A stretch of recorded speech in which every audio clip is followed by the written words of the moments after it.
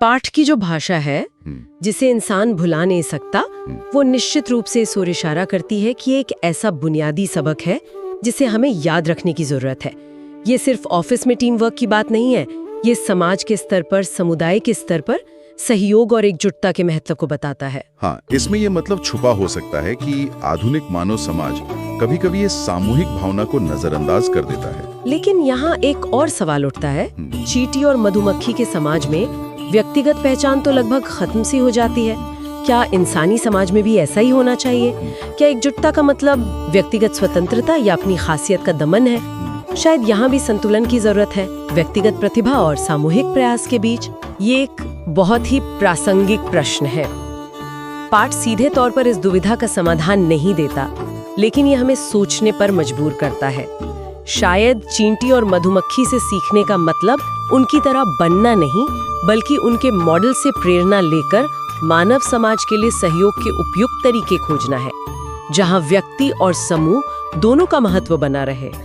तो हमने इस चर्चा में कई जानवरों से मिलने वाले सबको पर बात की। शेर से सीखा कि असली नेतृत्व ताकत के साथ जिम्मेदारी निभाने में है। हाथी ने हमें बुद्धिमत्ता, गहरी याददाश्त और पारिवारिक निष्ठा का महत्व समझाया। हिरण से हमने गति और संतुलन के नाजुक तालमेल को समझा। पक्षियों ने हमें आजादी और सपनों की असीम उड़ान भरने की प्रेरणा दी। और अंत में चींटी और मधुमक्खी जैसे छोटे जीवों ने हमें कड़ी मेहनत और एकजुटता की शक्ति का पाठ पढ़ाया। तो इन सब का मतलब क्या निकलता है? इस पाठ का जो व्यापक संदेश है वो क्या है?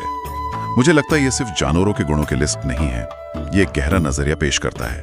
बिल्कुल, पाठ का सार यही है कि ये जानवर केवल प्रकृति की सुंदरता बढ़ाने वाले तत्व नहीं है, बल्कि वे इस धरती के पारिस्थितिकी तंत्र के अनिवार्य हिस्से हैं, संरक्षक हैं। उनका सम्मान करना, उनके रहने की जगहों की रक्षा करना और उनके अस्तित्व को सुनिश्चित करना सिर्फ नैतिक कर्तव्य नहीं, बल्कि हमारे अपने अस्तित्व के लिए भी जरूरी है।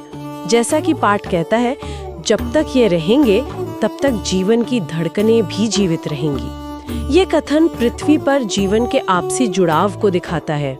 ये हमें याद दिलाता है कि हम प्रकृति से अलग नहीं हैं, बल्कि उसका एक हिस्सा है।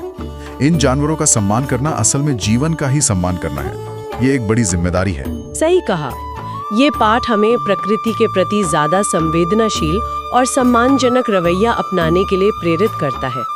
ये हमें याद दिलाता है कि हम इस ग्रह पर दूसरे जीवों के साथ सह अस्तित्व में हैं।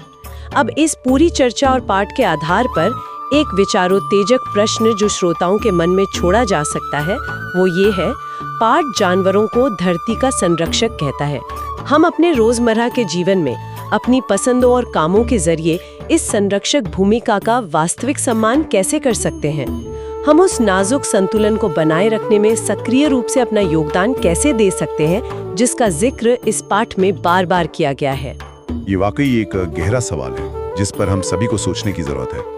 ये सिर्फ बड़ी नीतियों या आंदोलनों की बात नहीं है, बल्कि हमारे रोज के जीवन के छोटे छोटे फैसलों की भी बात है।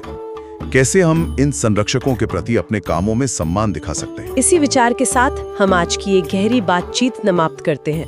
उम्मीद है कि प्रकृति के साथ ही जानवर पाठ से निकले ये विचार हमें अपने आसपास की दुनिया और उसमें रहने वाले अन्य जीवों को एक नई, ज्यादा सम्मानजनक नजर से देखने में मदद करेंगे।